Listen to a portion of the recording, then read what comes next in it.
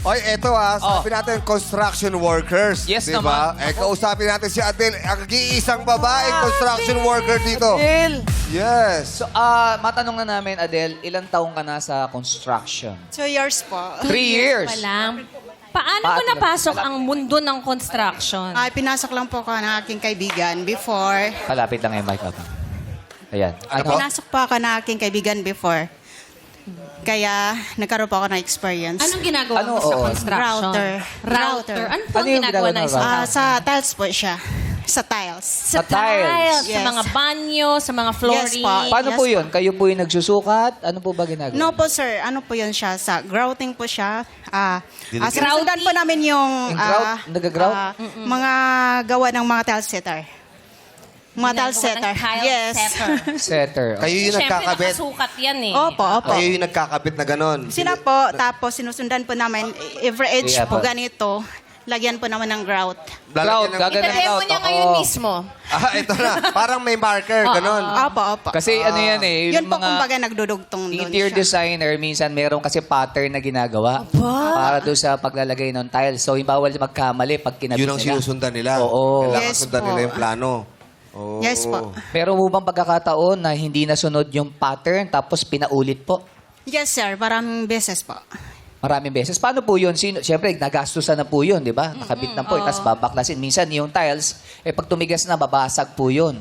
Kanino po yung gastos noon pag pinaulit? Sa ano po namin, company po. Saan ho? Ulitin po talaga. Sa company nyo? Opo. Pero hindi po kayo ang magbabayad noon doon sa company Hindi nyo? po, sila po. Sagot pa rin ng company? Yes Buti po, naman sir. kung ganun. Bakit po ito yung napili niyong trabaho? Bakit ito po? Ah. Kasi syempre, ang alam natin ng mga sa construction workers, puro lalaki. Hindi po Oo. ba? Puro lalaki. Bakit po ito yung napili niyo? Kasi naman po, kahit po mahirap siya, pero consistent naman po yung sahod niya. Weekly po ang sahuran namin at nakakatulong po yun sa family ko, sa mga anak ko. At sa mga anak niyo po, ilan Yes. pa po ang nag-aaral? Isa. Isa. Anong Yes. grade or year na po Grade siya? 10. Grade 10. Yes po, ma'am. Pero may asawa po kayo? Wala na po. Wala na po. Single parent. yes po. Oo. Pero wala ho ba naliligaw sa inyo doon sa mga katrabaho ninyo? Wala po, wala. O bakit po wala? O ayaw Wala, nyo lang po muna? di ko po pinapansin po yung mga ganyang bagay kasi focus po ako sa work. Hindi na siya focus sa love life niyo. Basta ayaw nyo muna ng love Yes, po, life.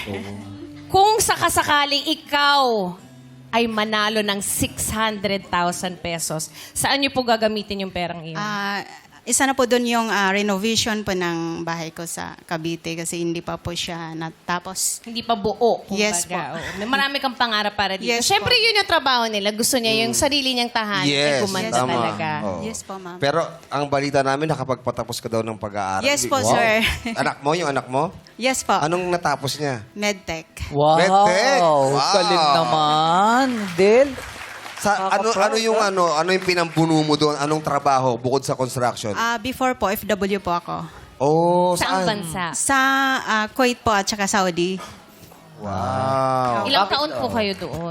Siguro, nasa more than 6 years, more than. Bakit po tinigil nyo na ang pag-OFW? Ano po sir, gusto ko po na matutukan sila, mas maganda po na makapagtapos ang anak ko na nandyan ako, nakikita ko, naasikaso ko para ano po yung problema, nandyan lang po ako. Ano yung Kasi Nagagabayan niyo po, mahirap ano? po ang estudyante, lalo na sa kanya, medical, nandyan po ako nagagabay. Pero napakaswerte mo dahil yung anak mo talagang pinilit niyang matapos. Yung pinursigi. talagang, Yes, kumbaga talaga parang hindi niya sinayang yung pagod mo na Yes, pumunta po, sa sir. ibang bansa. Nakapagtapos po siya through naman din scholarship sa Arellano University. Ay, wow! Doon ako yeah. graduate. Alma mater Sa Maine? mo. Sa Maine? Yes, sir. Yes, sir. Sa Maine? Wow! Ligarda. Hello sa mga teachers yan sa Arellano University. Ngayon, maraming OFW na nagkatrabaho sa ibang bansa at marami silang mga anak na pinag-aaral dito na minsan hindi tinatapos, sinasayang yung pagod ng mga magulang. Yes, Anong sir. gusto mong sabihin sa kanila ngayon? Baka makinig po sila sa inyong mensahe. Sana, kung ano pong mga natin, kailangan, needs ng mga anak natin, kailangan po natin na pakinggan kung anong kailangan nila, sundin, kahit mahirap, gagawin po natin kahit yung financial struggle man po tayo, ano lang po, kakausapin lang po sila natin ng maayos, ibigay natin, kahit hindi man siya full, kahit kanda utang-utang, basta, maibigay lang po natin, makapagtapos sila ng mag-guide din po natin sila para hindi rin po sila stress, kasi stress din po sila. Dun po dun sa mga anak na may mga magulang na OFW na nag-aaral ngayon, anong gusto mo sabihin sa kanila?